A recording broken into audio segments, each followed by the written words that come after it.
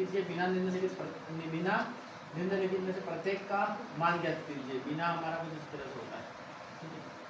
12 का क्यूब, हमारे पास फॉर्मूला क्या है, हमारे पास x cube y cube z cube minus 3xy z minus एक बराबर है, बराबर है ना। एक बार फॉर्मूला देख लेना किताब में। तो हमारे पास यहाँ पे कितना है, एक्स क्यूब माइनस 12 की घात 3 7 की घात 3 5 की घात है ना। 3 इंटू एक्स कितना है मेरे पास, माइनस का 12, यहाँ पे कितना है वाई 7 और जेड कितना है मेरे पास 5। 3 इंटू कितना हुआ 12 इंटू 3 माइनस का 36 इंटू 7 इंटू 5 35। इन दोनों का आपस में गुणा किया तो माइनस 1260।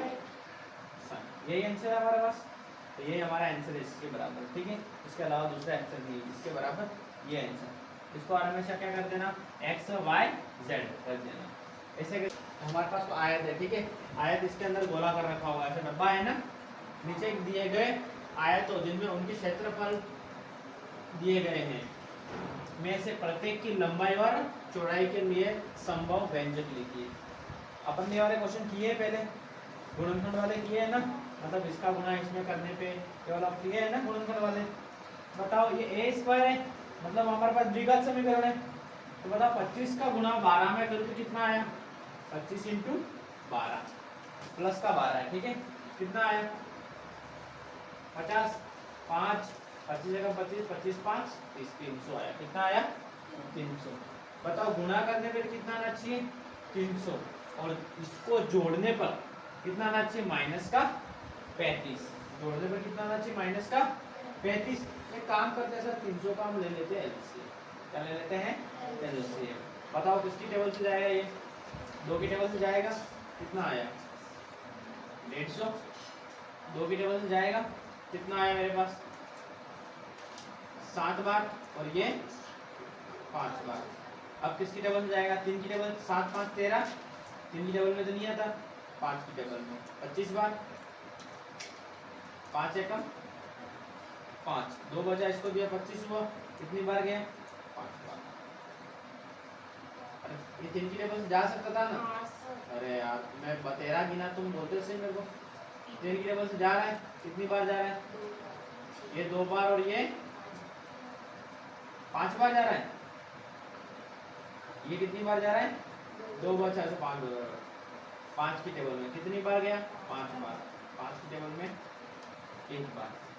बताओ 5 इंटू 5 कितना होता है 25 और 3 इंटू 2 कितना हुआ 6 इंटू 2 कितना हुआ 12।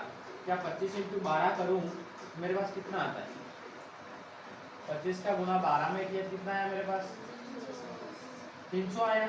अब 25 में मैं 12 को प्लस करूँ कितना आया 37 आ रहा है ना, मतलब 2 ज़्यादा आ रहा है। अपन को कुछ और तरीका ढूंढना होगा, कुछ और तरीका ढूंढना होगा। क्या ढूंढ सकते हैं बताओ, क्या संख्या आ सकती है यहाँ पे गुणा करने पे 300 जोड़ने पर -35 आ जाए। अब बताओ 3 इंटू 5 कितना हुआ 15 हुआ। अब 5 इंटू 2 कितना हुआ 10। 10 इंटू 2 20।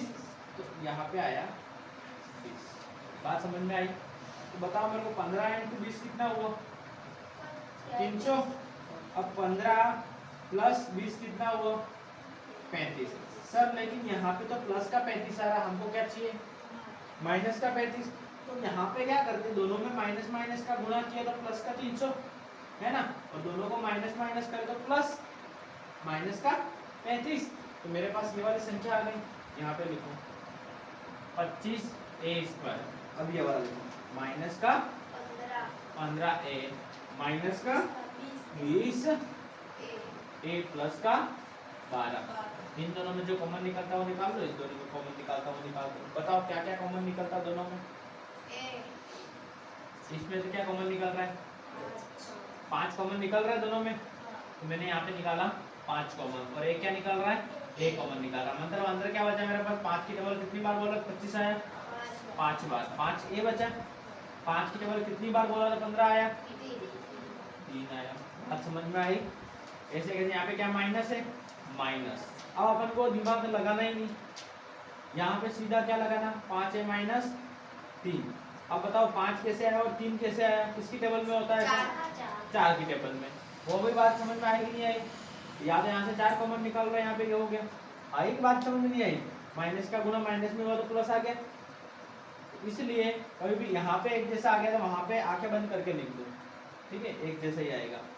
तो एक समीकरण बना 5a माइनस 4, और दूसरा क्या बना 5a माइनस 3, है ना।